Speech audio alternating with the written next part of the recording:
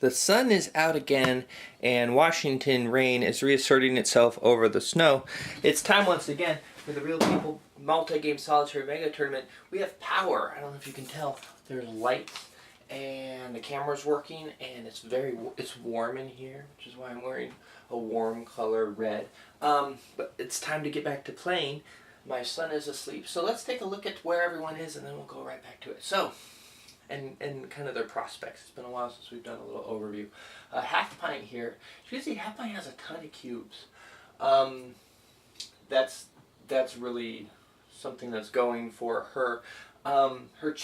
She, however, is kind of just waiting on chance to see where her victory can lie. She has a couple people. She has one person, Scoots, who's very close to beating the dragon, or having a chance to beat the dragon. If that happens, that's going to set her back big time. But before she can have her opportunity to win, which is to take on the Nameless, or Der Verdammte, she needs a particular thing to show up. The satyrs have to appear in the forest before she can proceed with her Nameless quest. She's kind of been focusing on that. She doesn't really want to go into the underworld. It's dangerous down there, and she's not very prepared for that kind of struggle. She may just take a shot at it, though. Orion is very near to the entrance, so if she wanted to scoot down there, she could. The problem is that then she gives up her defensive stance against Scoots. She has a chance to slow Scoots down as long as she takes to the overworld. And she also saw Curly, who's kind of in a similar state, similar starting position as her, take the risk to go down there, and it didn't pay off for him. So that kind of tells you where Curly is. He's still hanging out with the Gorgon, just kind of crouched down with one health, waiting for Weeder to clear away from the river Styx, which she still is nearby there. So that's holding Curly and Fries up. Fries is not able to go heal up. Neither is Curly, and as long as she's there, that's going to be the state underground, I think. Scoots, like I said, she's cruising for both of these. She's very close to finishing the Nameless quest and also the Dragon quest. I don't think I've updated these yet. I think I forgot to do that. But Nameless, I would say she's probably half done. Yeah, she's still in the half done state, but only a name. She just has to deliver the honey to the bear, take that home, and she could face the Nameless. Now, whether or not she could beat the Nameless, that's another matter entirely. Her magic is strong, but she's not strong in any other area. Red Tomato, same kind of general place he's been in, moving slowly. He has a crystal though, and he gets something for turning that crystal in, so that might help him. Quest-wise, let me just take a look at what his quest even is. Oh yeah, he's quest-wise, he's in the same place as Half Pint. He's waiting for the king to show up. Tice, now she's a contender for the Nameless. She's cruising along.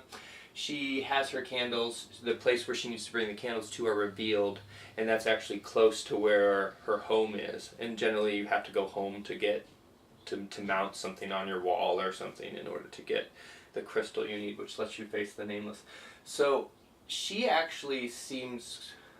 Well, I don't know. It could end up being a race between her and Scoots. Since Scoots has that broom, she could get there pretty quickly too.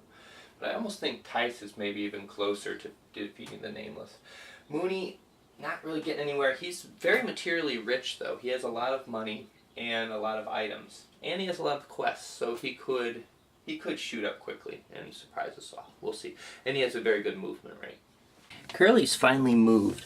He figures that with Weeder down there and Fries down there, it's safe for him to move, and I think it's maybe a clever move because he moved towards Hermes. So if both of them, and I guess only if both of them, come after him, he can always use Hermes to jump right over to Styx and fix himself up. If they work together, which they've shown that they haven't in the past, they could have one of them hang out there and the other one chase him down if they really wanted to do that, but I don't know if they are that altruistic. Fries has discovered the Leth tile, and in my looking up exactly what the Leth tile does, I found something out that does play a role in the game, and I'm actually going to make a change now. I don't always do this. You have to make a decision when you discover a new rule, but apparently when you fight one of these monsters that takes away an experience cube, you can lose a shadow cube instead. Now, since Weeder had no experience cubes. I thought it didn't affect her, but apparently it can get rid of shadow cubes. I thought shadow cubes were a little harder to get rid of. So I am going to take 2 of these off. One of the reasons I'm letting it happen now is because I don't think it would actually affect other people's aversion to her.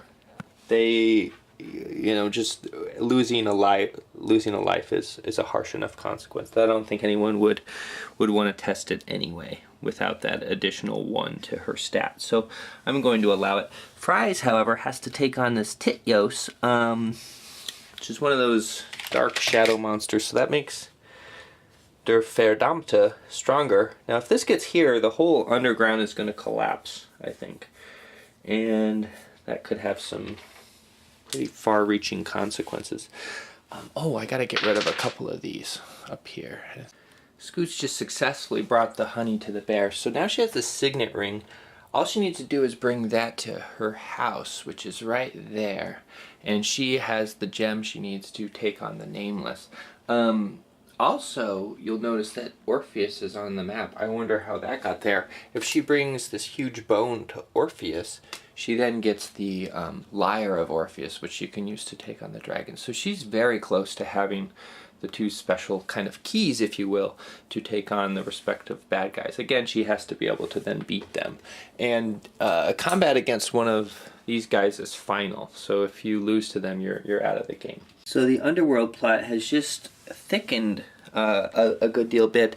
Weeder lost to this Lamey here, and now she's down to her last health. She doesn't have the buffer that kind of gave her the upper hand on the others.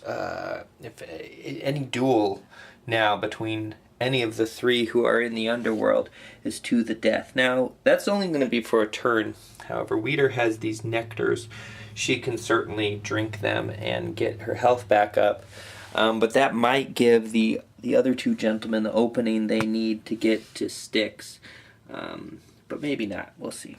Half Pint is sitting on the began her turn here on the opening to the underworld. That opened up some options for her. She could go down to Styx and heal herself. That's one thing she could do. She could also go to Orion and very likely get his weapon, his bow, in this turn.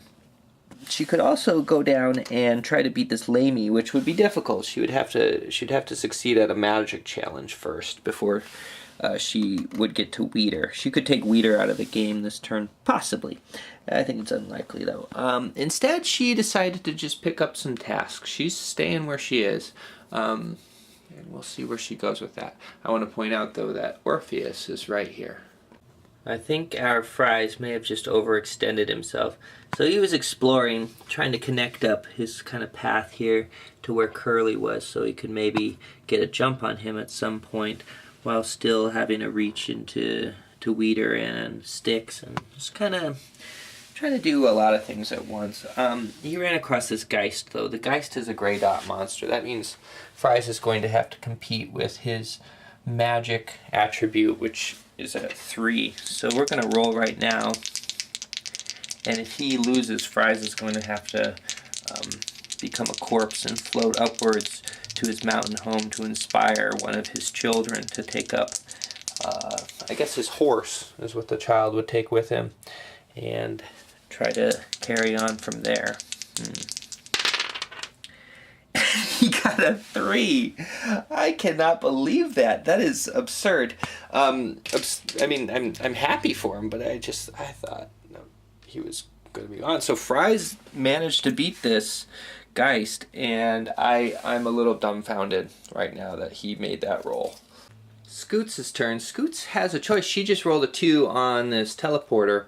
So she could either go, I mean, the 2 obvious choices would be either her house here in order to finish the Nameless quest and get the gem, or to go to Orpheus to get the lyre of Orpheus. She is, now this seems to be the safer bet. She could beat this Servant of the Nameless pretty easily, but she's actually going to go to Orpheus instead and get the lyre of Orpheus, which is an okay weapon. It's not. There are better magic weapons out there that add +2 instead of +1, but the Lyre of Orpheus is effective against the dragon. So the way is now open for her to take the dragon on, and her magic skill is also stronger. But she is within range of Half Pint. Half Pint's going to get a shot at her on her next turn, and I think you could probably rest assured that Half Pint's going to take this chance. Phoenix just came into play. That's the final of the 3 different anti-dragon tasks. So, there's a ranged anti-dragon task, the scorpion anti-dragon task. The magic one just got finished by Scoots. So they're all available now for people to take. So Theseus just appeared. That caused another black cube to go on Der Verdammte's chart here. If that lands here, the underworld is going to close up.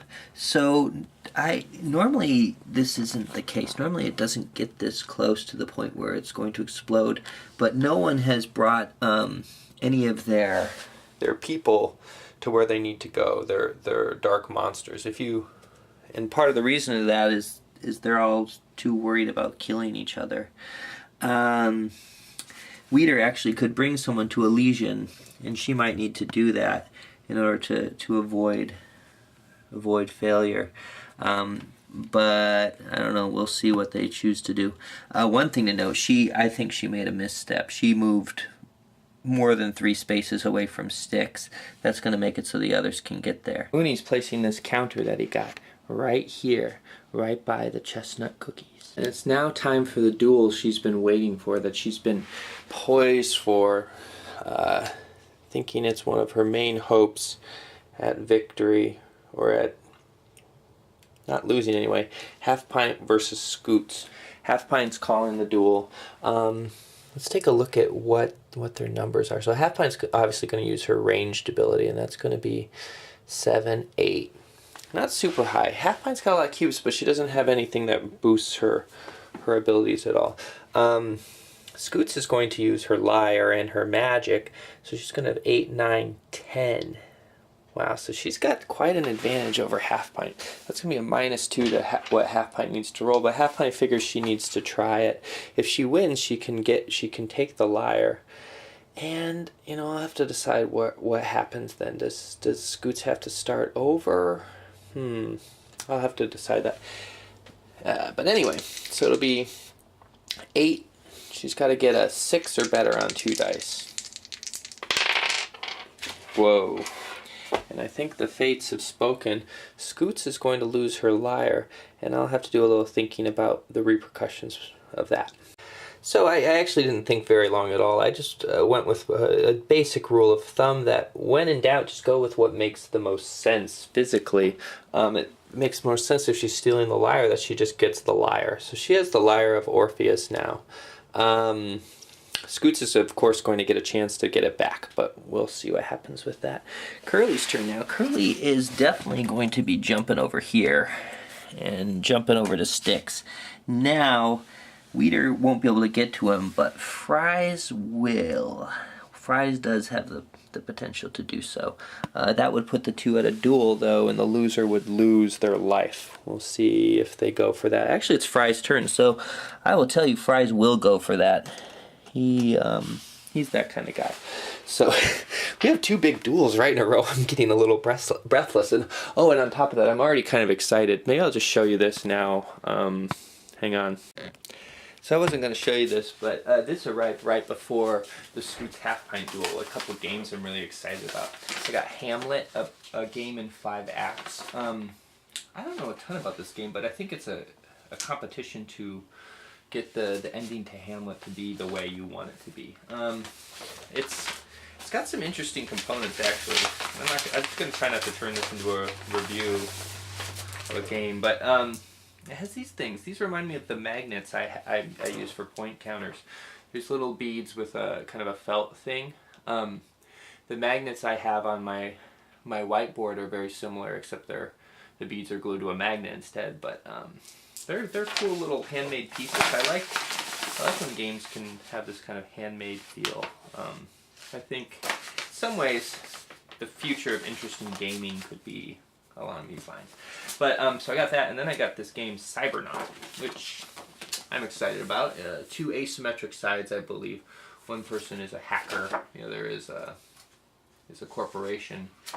Kind of the standard cyberpunk thing. But so I'm excited about that. And then I have these two big duels happening that have kind of been building up for a while. So let's go and do the second one. So Fries definitely gets an advantage here by being the instigator. He has a 9, Curly has an 8. So Fries needs to roll better than 8 on 2 dice. The loser of this is obviously going to be dead. Before I roll, let's think about Curly's motivations for going there. I think Curly thought that Fries would not take the risk of his own life to take him down. I think he thought that he would be safe and that they were in similar boats. But he thought wrong. So here we go, 8 or better. Fries is okay, Curly is gone. 9 or more. Fries is gone, and Curly is okay. Just to reiterate, the loser of this duel is not going to actually be dead. They just lose pretty much everything, and they end up back at their house. And there's a 12. Wow. So Fries had that burst of luck down here in this tile, where he really should have been out of it. That luck did not hold out. Curly won out. Fries is going to go back to the overworld. It's kind of funny in a way, a little reversal. They die and they end up back in the land of the living. So I decided to read the rules literally on this. It says when they die, they end up back at their house with their starting values. Those are Fry's starting values, so I think he's there. He gets to keep 1 artifact, so he kept the horse over the Pegasus. The horse gives him a more consistent movement bonus. The Pegasus just lets you jump somewhere or teleport somewhere once, but he lives near a teleporter, so big deal, right? Oh, we'll go right into Scoot's counter duel. This might be another game of pass the stick, but Scoots has the upper hand here. 8, 9, 9 versus Weeder's 7, 8. So yeah, she's got to get a 10 or better. And she does it. She gets the Lyre of Orpheus back. Still with this dual half pine's turn, she's hitting back. She needs to get a 7, 8. She needs to get 7 or better. No, wait. Yeah, 7 or better. She's at 8, 9, 10. Yeah. And she failed. So, what is Scoots going to take? She's going to take Half Pint's boots. Like that. Fries is right back in, and he's using the teleporter to teleport right here to the Scorpion. He cut his choice of fields, which is a nice way to get back into the game, I think. He's going after the Scorpion. He needs to get a 5 or better on 3 dice. If he does, he starts the Dragon Quest for Melee. Problem is he's going to lose a health. Either way, but he definitely did it. That's a nice little bounce back for Fries to start off with this recipe. It's Scoot's turn. She has an option right now. She could continue her dueling with Half Pint. Perhaps take Half Pint down. The chances are she would be able to hurt her. She could also just call it good and cruise off. Let's take a look at Scoots and think about it. Merchandiser, run a space shuttle, people who aren't funny, Lucille Ball, education, snob, friendly, assertive, aggressive. I think the aggressiveness is telling me that she would definitely want to continue the battle. Plus, what are her chances? 8, 9, 10 versus 7, 8. So she's got to get an 11 or better, and that's going to bring Half Pint down to 1. Half Pint's not going to want to follow up that attack, I don't think. Alright, so yep, she does. She takes. The reason I even debated that is because I thought that if Scoot's personality was a little bit different, I could see her just, kind of beating the pants on Half Pint, but not finishing the job and just going off to focus on what she wants to focus on. I think that enough enmity has developed between the two, however, and given Scoot's personality traits, Scoots wants to make sure she's down and out. So I don't know. Thais has parlayed her candles, bringing it to this chapel here, into the relic of Saint Juan. All she has to do is bring that home, which is 2 turns away. Right, 1, 2, 3, 4, 5. Yeah, pretty much 2 turns away, and then she has the gem she needs to go after the Nameless, which is right over there. So she, if she feels strong enough to take the Nameless on, she definitely has what it takes to go. She definitely has the key.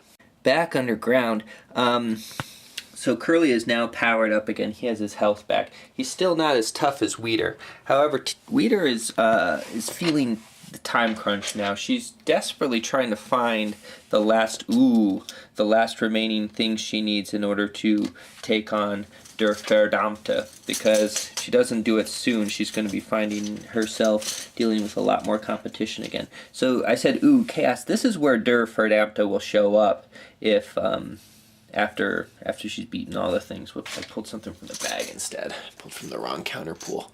So let's see. Here we have Sisyphus, another one of these. And now this is going to complicate things quite a bit. It's another one of these black cubes under Verdammte. They need to get rid of some of these guys, or else the underground is going to cave in on them. So I don't think anyone's going to want to do any exploring until something is changed. But we'll let her do her combat against it anyway. And quite easily she beats it. And she is full of monsters to take to places. Erebus is what's holding up. Erebus and Tartarus haven't come up yet. They're still in there. That makes it hard. It's really, really incumbent on Weeder at this point to take Ixion to... does she not have... Oh, yeah. No, that's not going to do it. Taking Kronos to Elysian. It's just Tartarus and Erebus are full. Oh, they're stuck. They're stuck. Something has to happen. Some other way to get rid of the shadow cubes off of Der Verdammte. It might just be a crapshoot, because the other way is to bring Persephone to Hades, but she hasn't been found yet either. Half Pint can't run. She moves, her movement rate is 2. Again, she's back to her short stubby legs. She's lost her flying boots. Scoots has taken that away from her. She can't run. What can she do? She can fight, I think, and I think that's the way Half Pint wants to go. She got 7, 8. The attacker gets an advantage, I think, in these duels. 8 versus 10. Is that what we figured out? 8, 9, 10. Yeah. 8, 9, yeah, 10. That's gonna be 7, 8. Yeah, -1, so 7 or better. She got an 11. I think we got our second person here destroyed. She will get to keep these panpipes, because they get to save one artifact. I'm going to call that's an artifact. They can save that. But she's going to lose quite a few cubes. That's a bummer for her. Sorry, Half Pint. Curly just escorted King Minos of the Golden Touch fame back to Criterion. They have an option of, instead of drawing a treasure, taking a coin, and that's what Curly's actually he's going to use that option in this case. Just wanted to make a note of that. Fries has his formula for the Axe of Brag. He placed this counter here, so let's go see what it is along with him. It is an orc, and Fries wants to get out some aggression on this orc. Got to get a 6 or better. And he was able to take down that orc. That gives him another cube. He's going to focus on his red cubes. He likes that strategy. Look what just turned up. The satyrs that Half Pint had been waiting on have finally turned up in the clearing. It seems like, even though life is handing Half Pint and Fries some very considerable doses of lemonade, they are able to add sugar to that lemonade and make it much sweeter lemonade, or rather life is adding more sugar to their lemonade and making it sweeter. But I think it's a nice kind of sugar that doesn't rot their teeth so far. My stomach is in knots. I mean, or it feels funny anyway. Weeder is going to explore. She feels like she has become the mistress of the underworld in a way, and that she will either succeed or go down with the underworld itself.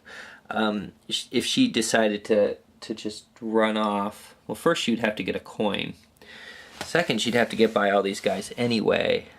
She could do that, though. But she'd have to get a coin to escape. And then what would she do? She would have to leave pretty much everything she has behind. And she'd basically be starting off in the overworld a very vulnerable person. Maybe with some enhanced stats, but otherwise a very vulnerable person. So she is going to continue. She's actually going this way, which she can't even get there. But there is going to be something there. And then we're going to leave it. We saw a lot of large shifts in fortune, I think, this particular session. Quite a lot that had been building has come to a head. The situation in the underworld, the tenor of the drama has changed. It's no longer the standoff between the three. One of them has fallen, and the other two have some potential to. Well, they have a new, I think, a new. What's the word I'm looking for? A new calamity, a new ordeal, a new. That's not quite it. It's a very simple word. I don't know what it is. A new crisis that they have to deal with, and that is the potential winning of Der Verdammte. If that happens, then both of them are out of the game, and that's going to change things considerably. Even for those on the overworld, that's going to have far-reaching repercussions. So there's that whole situation has developed. Then we see the two people who have come back from their failed duels are aggressors who I think almost got punished for being aggressive in the way that they were. They both have stubby legs too. Halfpine and Fries, they both are kind of essentially starting from scratch with just a little bit, I think, a little bit that they got to keep from the past, from